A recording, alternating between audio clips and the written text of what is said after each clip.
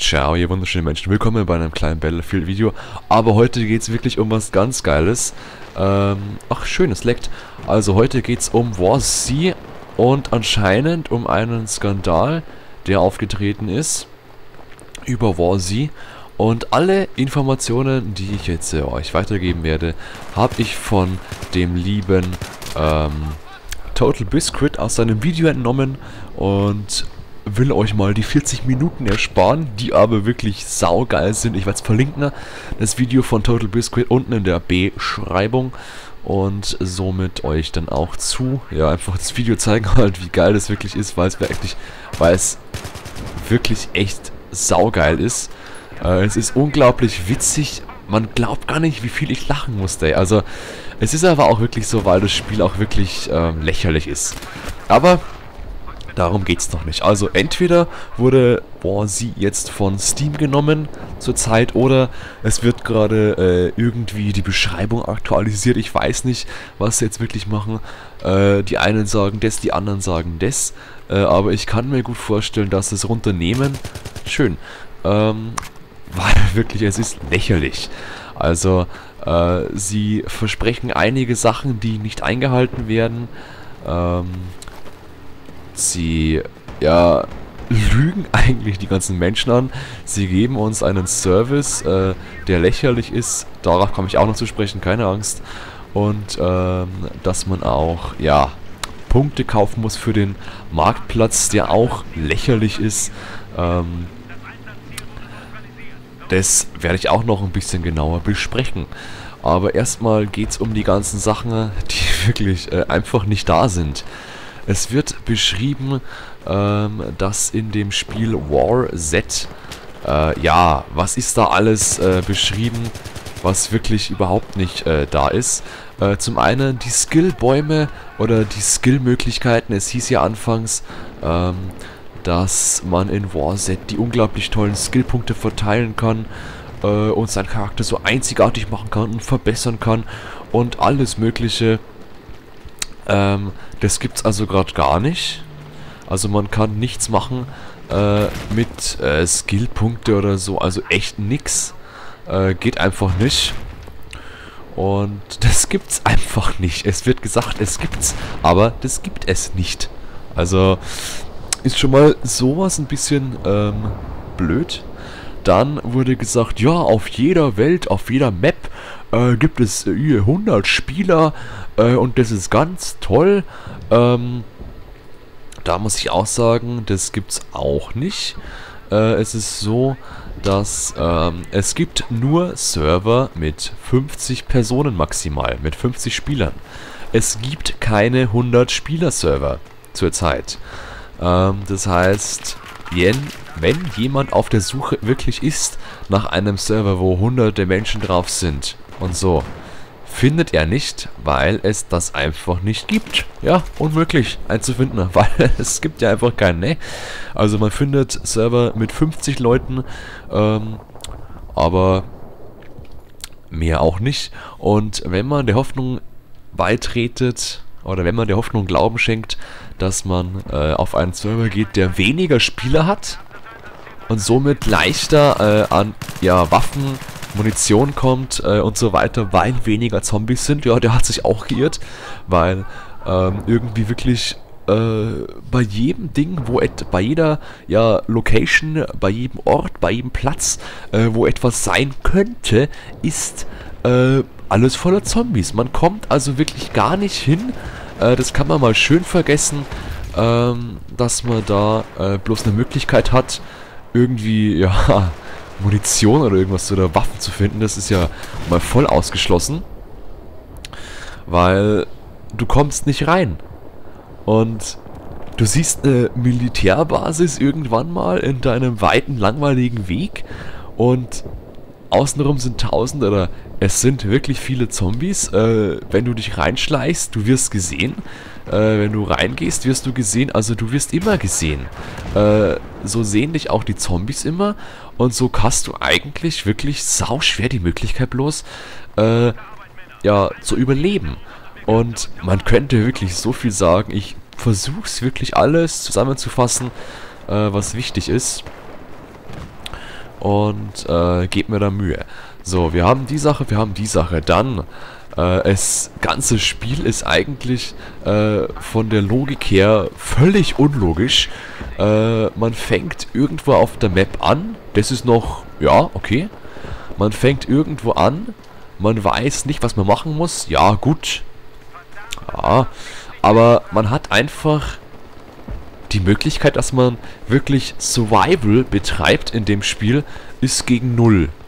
Also wirklich Survival-Spiel kann man sich abschminken, da man eigentlich dazu gezwungen ist oder einfach dazu gedrängt wird, dass man reales Geld ausgibt, also so Coins für den Marktplatz, dass man im Marktplatz Waffen kauft, dass man mit diesen Waffen überhaupt einmal ja die Möglichkeit hat, einen Zombie zu töten, weil mit einer Flaschenlampe kann man mit einer Taschenlampe schaffst du niemanden, einen Zombie zu töten.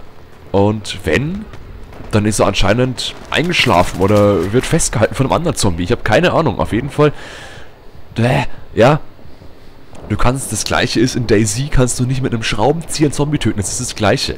Also, schon mal von dem Punkt aus gesehen. Und du wirst wirklich gedrängt, dann noch mehr Geld auszugeben, als ob es wirklich wert ist. Das Spiel ist in der Alpha, das ist nie im Leben fertig. Das kann keiner sagen, dass das Spiel fertig ist. Das ist unmöglich, dass das fertig ist. Es fehlt alles, dann werden Charaktere teils geladen und teils nicht.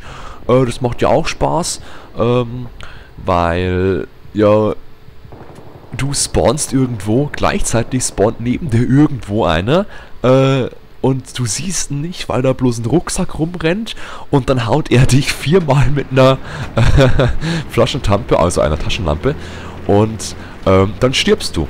Ja, weil die 4 Schläge von einer Taschenlampe so unglaublich wehtaten und realistisch sind. Also, da greift man sich eigentlich schon an den Kopf irgendwo bei dem Realismus, weil man da so verblüfft ist, wie man sowas überhaupt bei Steam veröffentlichen kann. Also ich denke, da wird es noch einiges geben an Tumulte, ja, gegen die Veröffentlichung, weil halt, das kann man halt echt nicht bringen. Anscheinend prüft Steam ihre Spiele nicht, ob jetzt die wirklich passen oder ob da irgendwie Scheiße drin ist, aber es ist wirklich bloß Scheiße.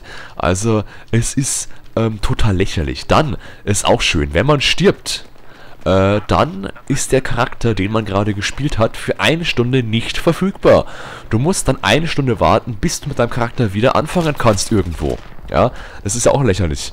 Man kann 5 Charakterplätze auswählen, wo man immer einen anderen Charakter erstellt, wenn man gestorben ist und da neu anfängt. Aber das ist ja eigentlich völlig sinnlos, weil warum spiele ich mit einem Charakter, der vielleicht sogar schon Items gesammelt hat, durch Glück, durch Schenkung, durch was weiß ich, durch Vererbung wahrscheinlich noch.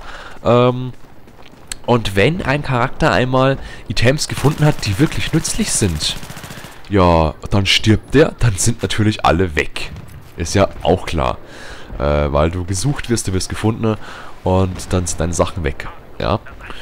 Und das wird ja noch lächerlicher, denn wenn man sich mal vorstellt, dass eigentlich die Voraussetzung ist, dass man ja, erfolgreich, dass man Spaß hat in dem Spiel, ist, dass man sich durch Echtgeld eben die Punkte kauft, auf dem Marktplatz Waffen kauft, mit diesen Waffen dann irgendwie mit ganz viel Glück wirklich in einer Gruppe von 50 Leuten wahrscheinlich auf eine kleine Militärbasis eindringt und da eine Waffe findet und man stirbt mit der Waffe. Ja, dann hat man verkackt. Dann ist sein Echtgeld weg. Also dann ist das Geld, das man investiert hat, weg. Weil man ja stirbt. Und weil, wenn man stirbt, erstmal ist man 1 Stunde tot, man kann nichts machen. Ja, und dann muss man anscheinend neu anfangen. Und alles ist im Arsch. Ja.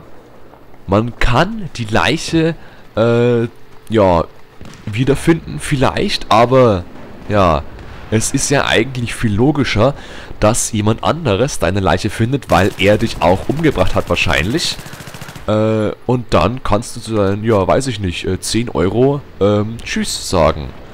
Weil du kaufst für 10 Euro Waffen ein, die Müll sind. Ja, mit einem Spike-Bat zum Beispiel, also mit einem, ja, genagelten Baseballschläger, muss man schon mindestens 15 Mal auf einen Zombie eindreschen, damit der stirbt. Und das ist lächerlich. Die Animation von dem Spiel sind lächerlich. Also die Animation des Schießens ist aufpassen, so. Des Schlagens, so. Er nimmt den Bat, er nimmt den Baseballschläger und haut so auf den Zombie ein. Egal was passiert. Egal was passiert.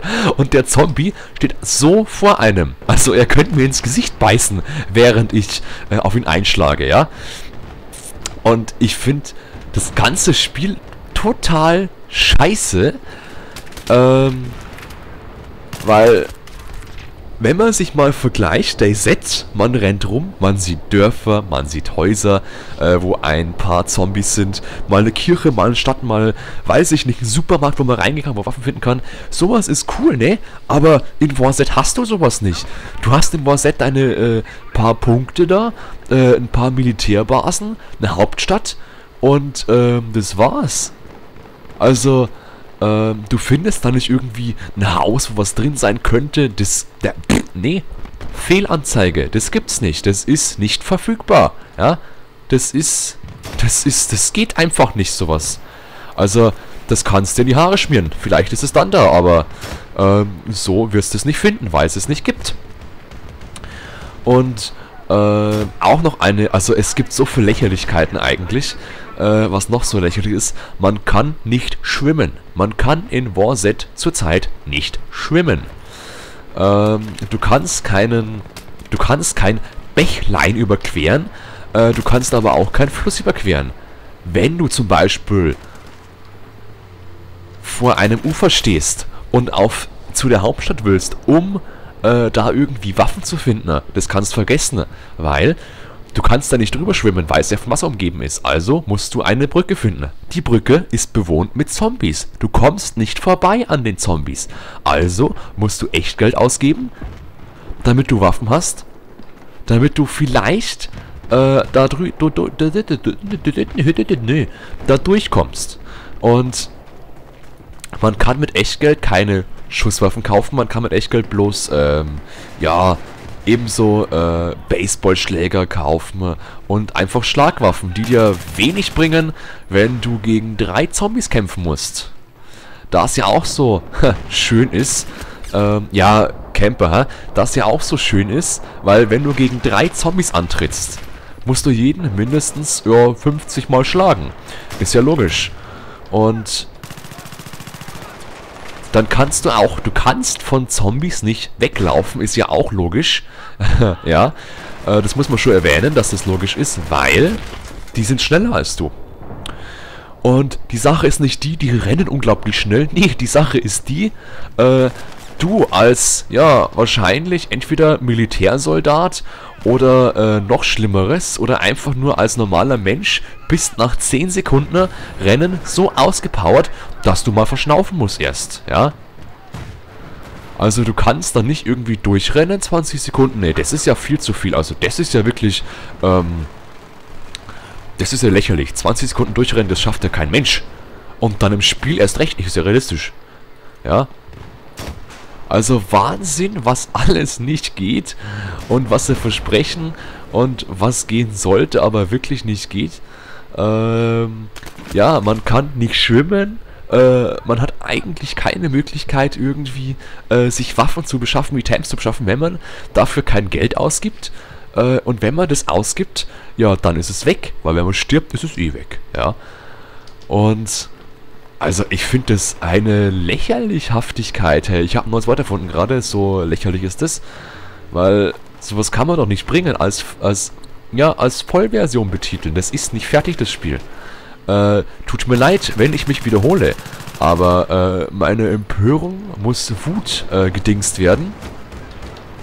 Weil es wirklich der absolute Hammer ist, dass sowas passiert auch noch jetzt bei uns. Also, wer dachte jetzt, dass sowas nicht geht, weil es kontrolliert wird und so, ja, der hat sich geschnitten, 5 Mal, glaube ich, ja. Also, da kann man schön lachen. Und die Grafik in War Z ist auch lächerlich. Also, tut mir leid, wenn ich so oft das Wort lächerlich benutze, aber ich will halt nicht so oft scheiße und dumm und dämlich sagen. Also deswegen, ja, also die Grafik von War Z ist wirklich beschränkt. Die Berge schauen aus wie Papphaufen. Das Gras, das schaut aus wie irgendwie ein grüner Fleck einfach, der irgendwie da reingemalt wurde. Also, das ist auch, ja, kein Augenschmaus. Es gibt noch so viel, wo man sich aufregen könnte drüber, ja. Ich habe schon mal gesagt, wenn du durch die Gegend rennst, 20 Minuten oder 40 Minuten und du siehst nix. Wenn du einfach irgendwo hinrennst, wo du denkst, ja, da könnte was sein vielleicht, dann ist da nix. Du musst wirklich zu den ausgeschriebenen Sachen gehen, wo Militärbasis, Stadt, und da drin sind Zombies ohne Ende. Und da kommst du nicht durch, weil du ja nicht bewaffnet bist.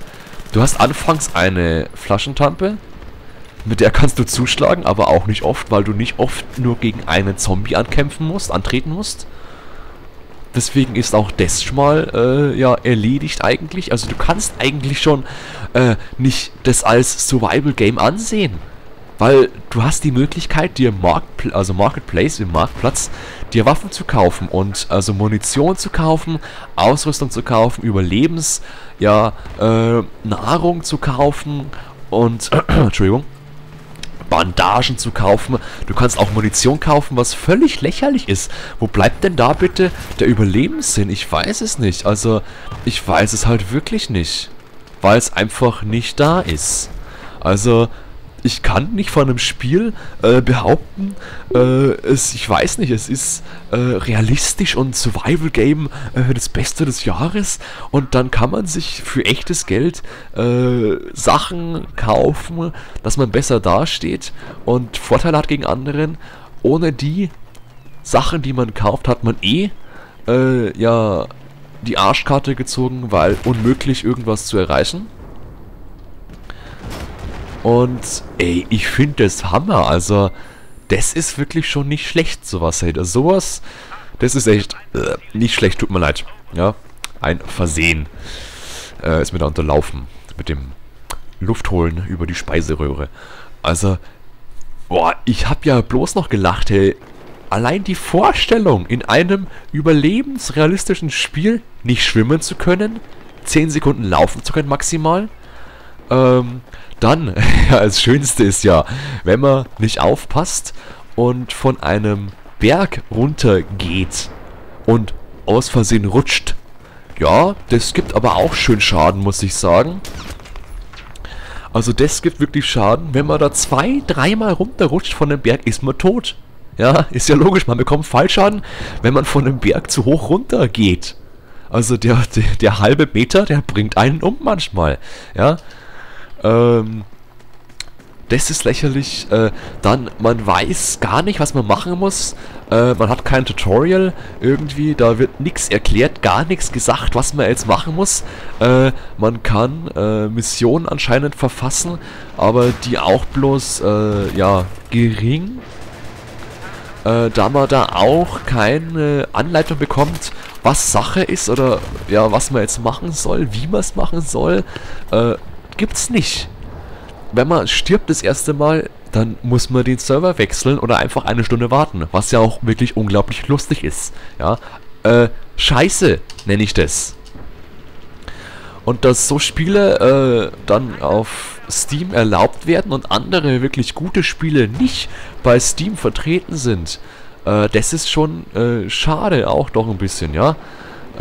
Das Spiel kam ja bloß eigentlich in Steam-Verkauf rein, weil der Vorgänger War Inc. oder ich glaube War Inc., ja, War Inc. war ja schon auf Steam vertreten, deswegen ging man davon aus, dass das Spiel geht. Also warum irgendwas prüfen oder so? Es ist bei anderen Spielen auch so, zum Beispiel Towns. Das ist auch nicht fertig. Wenn du Towns anfängst, hast du keine Ahnung, wie was geht, was du machen musst. Es gibt kein Tutorial, nicht mal ein kleines. Und ja, dann musst du halt schauen, wie es zurechtkommst in der großen, kleinen, weiten Welt, ja. Apropos weite Welt. in War Z ist es auch so. Es wurde ja beschrieben, hunderte Quadratkilometer, ja, mehrere Maps. Es gibt nur eine Map zurzeit, das ist Colorado. Und die ist 47,5 Quadratmeter groß. Nix 100, Hälfte, sie ist halb so groß, wie gesagt wurde, dass es so groß ist. Sie ist halb so groß, es sind halb so viele Spieler da. Es gibt keine Skillbäume, du kannst nicht schwimmen, du kannst eigentlich gleich ins Gras beißen, oder du kannst aufhören, das Spiel zu spielen eigentlich, wenn du anfängst, weil es bloß ein Haufen Scheiße ist. Wenn du rumgehst und was suchen musst, der Typ geht unglaublich langsam, als ob er irgendwie lustlos, gelangweilt einen Wanderungsausflug macht. Also, das langweiligste, beschissenste Spiel 2012 und 13 und 14 und 15. Ja, ich glaube für den Rest der Welt ist es das schlechteste Spiel. Wie kann man so ein Spiel bloß veröffentlichen? Die wollten bloß das Spiel erstens mal auf Steam veröffentlichen, weil sie gesehen haben, hey, das ist groß in Gespräch, das gibt einen Haufen Umsatz. Natürlich, aber schlechte Publicity, würde ich sagen. Also es gab ja schon einige News, dass das Spiel schlecht sein wird, also einige negative Informationen zu dem Spiel. Und die haben sich alle bewahrheitet und es ist sogar noch schlechter als erwartet irgendwie. Und die haben jetzt in Amerika wird es verkauft $15, bei uns ich glaube 12 Euro gerade. Also wurde es verkauft. Und dabei ist es schon bloß ein Umsatzbringer, also die laden das Spiel bei sich hoch und verkaufen es dann über ihre Plattform bloß wegen dem Umsatz. Die sehen, es gibt einen Haufen Batzen Geld und wirklich einen Haufen Batzen Geld von Idioten, die das Spiel kaufen, die das Mikrosystem, also das Punktesystem nutzen, dass sich Punkte kaufen und dadurch Vorteile haben. Also, es bringt einen Haufen Geld, klar, aber es ist unglaublich scheiße und schlecht. Also wirklich unbeschreiblich sowas. Also, da haut's mir schon die Federn vom Kopf, würde ich sagen. Ich wollte es mir auch fast kaufen. Ich habe ein paar Sachen gesehen dazu und muss sagen, nee, also wirklich nicht. Und dann eben, dank dem Video von Total Biscuit, bin ich ja zu dem Schluss gekommen, ich würde mir eher, weiß ich nicht, ich würde mir eher 5x MW2 kaufen, das macht wenigstens Spaß. Ich würde mir sogar noch eher Black Ops 2 kaufen, das ist scheiße dumm. Also, Wahnsinn! Das ist keine Alpha, das ist keine fertige Version. War Z. DayZ ist ja, oder DayZ. DayZ heißt ja, ja. DayZ ist ja wenigstens eine Alpha- und Beta-Version und so weiter. Noch nicht fertig. Ja, das passt ja, das müssten sie, das sagen sie ja, das ist ja alles okay. Aber bei War Z wird behauptet, ja, fertige, tolle Version, scheiße und so, ja. Also, eine Frechheit jagt die nächste in dem Spiel. Ich bin gespannt, was da noch auf uns zukommt und ja, werde einige Sachen noch aktualisieren in anderen Videos und würde mal sagen, ich freue mich auf die Vollversion von DayZ, weil es ja wirklich gut wird und das ist, also ich freue mich so auf das Spiel, weil es einfach die Beta war schon geil und dann wird die fertige Version noch geiler sein, schätze ich. Also, das ist ja mal, ja, nicht Voraussetzung, sondern einfach, das ist wünschenswert und wahrscheinlich auch gegeben. Wenn ich mir das Spiel so anschaue. Wenn ich mir die Beta anschaue, ist die tausendmal besser als War Z. Ja. Und das war's dann von mir heute auch schon. Wieder, ja, kurze, knappe Runde. Auch vorbei, wunderbar, perfekt getimed. Ich danke fürs Zugucken. Bleibt so schön, ihr wunderschönen Menschen. Und bis zum nächsten Mal. Tschüss, bis dann und tschüss.